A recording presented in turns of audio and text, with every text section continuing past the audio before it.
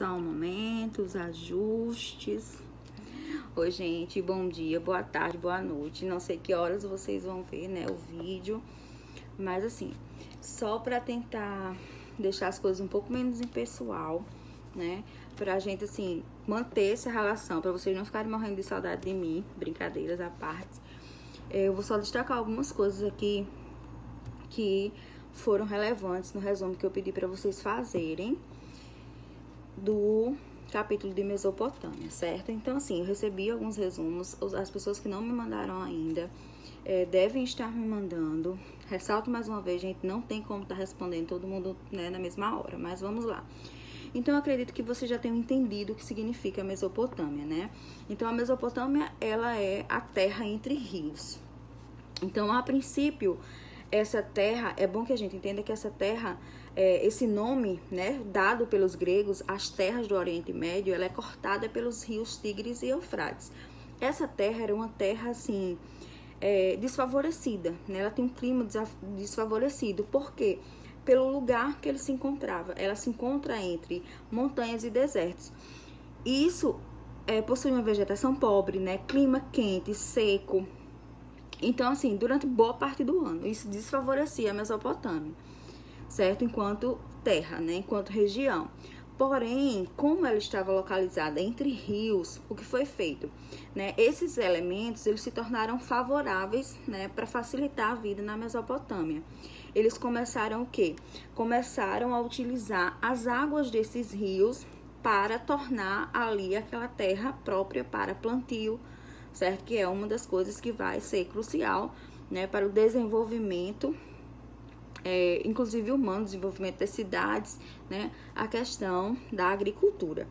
Então, assim, né, a Mesopotâmia, a terra entre rios aí, ela se transformou num polo de atração para diferentes povos, né, sendo berços, inclusive, de variadas culturas, diversas culturas.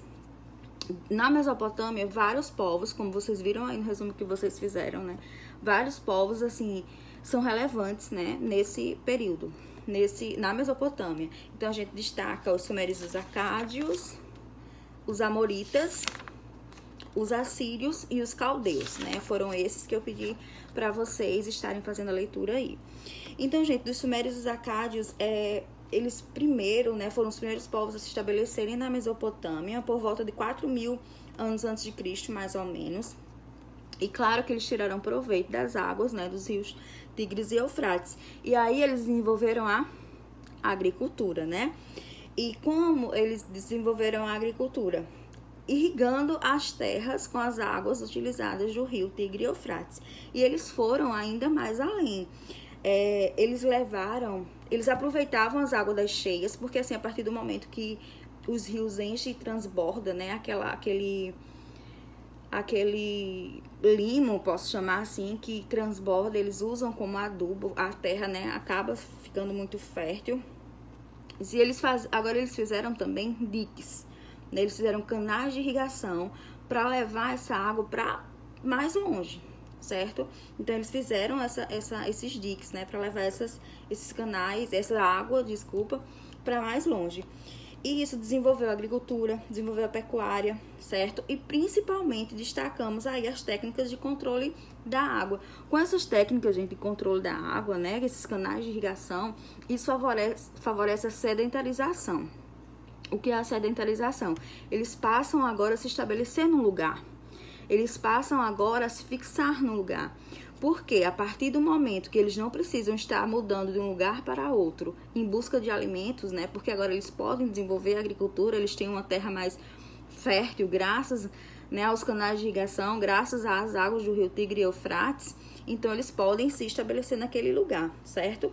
Então, assim, a partir daí a produção de alimentos, né, favoreceu aí o crescimento, consequentemente, da população que ficou fixada em um lugar, né? Também a gente destaca a especialização do trabalho, consequentemente do comércio. Eu não sei se vocês lembram, nas últimas aulas que a gente estava vendo, né, que eu pedi até para vocês fazerem uma pesquisa sobre Neolítico, né, e Paleolítico, que no Neolítico a gente viu a questão do desenvolvimento das cidades, né? Aí, com toda essa sedentarização, com todo esse desenvolvimento, começam aí a surgir as primeiras cidades mesopotâmicas, certo? E outra coisa relevante, né, que a gente destaca aí, que aconteceu na Mesopotâmia, a gente coloca uma aspas quando a gente diz aconteceu, por quê? Por muito tempo acreditou-se que a escrita, ela foi desenvolvida, né, desenvolvida na Mesopotâmia, e mais especificamente pelos sumérios. Porém, hoje em dia, novos achados arqueológicos, porque você sabe que a história também ela está em constante mutação a partir do momento que arqueólogos vão fazendo novas pesquisas, novos achados são descobertos, né? Principalmente no período pré-histórico, né? Então, assim, os novos achados arqueológicos dizem que a escrita ela se desenvolveu em vários lugares ao mesmo tempo, né? Não necessariamente só na Mesopotâmia, primeiro na Mesopotâmia, ok? Então, destaca-se aqui, ó, na Suméria, no Egito, na Índia, na China, em diversos lugares ao mesmo tempo, beleza? Agora os amoritas. Os amoritas já foram povos que chegaram na Mesopotâmia por volta de 1900 a.C., certo? Esses povos, eles foram povos vindo do deserto da Arábia, e eles venceram o Império Acádio. A partir do momento que eles vencem o Império Acádio, eles se estabelecem no centro-sul da Mesopotâmia. Quando eles se estabelecem no centro-sul da Mesopotâmia, eles fundam uma cidade muito importante, que é a cidade da Babilônia. A cidade da Babilônia, ela passou a ser assim, o principal polo de força da Mesopotâmia. Como assim? Ela passou a ser assim, a cidade principal, o foco ali, o centro, certo, da Mesopotâmia. E a Babilônia, ela tornou-se aí esse centro político, cultural, econômico, religioso, tudo, tá certo? Um administrador, posso chamar assim, que se destacou na Mesopotâmia, nos povos amoritas, foi o Hammurabi. Inclusive, Hammurabi é o nome do código de leis, certo? O código de Hammurabi, ele não foi o primeiro código de leis do mundo, porém ele foi um dos principais, um dos mais importantes, né? Um dos mais conhecidos, digamos assim, códigos do mundo, códigos de lei do mundo, certo? E esse código, ele trata, assim, de diversos assuntos, né? Desde regulamentação de profissões, desde normas de casamentos, né? Assistência a viúvas, pobres, enfim, muitas coisas, tá certo? Então, assim, eu vou mandar para vocês um PDF do Código de Hammurabi para vocês dar uma olhadinha em alguns artigos, tá bom? Tem até umas questõezinhas aí que vocês vão estar respondendo, tá certo? Vai ser a atividade de hoje. E aí tem os assírios. Nos assírios eu destaquei pouca coisa, para o nosso vídeo não ficar muito extenso nem pesado. Tô sem minha água, gente, como é que pode esquecer? Não quero pausar agora. Então, assim, entre os assírios, eu destaquei aqui a questão do aperfeiçoamento, né? Eles se aperfeiçoaram como guerreiros, certo? Eles passaram a usar também os ferros, né, nas suas armas. Eles desenvolveram carros de guerras, eles desenvolveram coisas de cavalarias, né? Apoiado em uma infantaria aguerrida. Por quê? Porque o foco deles era justamente a guerra. Como eu disse, eles se destacaram como povos guerreiros, ok? Aí vinham os caldeus. Os caldeus, eles são conhecidos como os novos babilônicos, ok? Eles também, assim, tiveram um período de ascensão, de brilho na Mesopotâmia.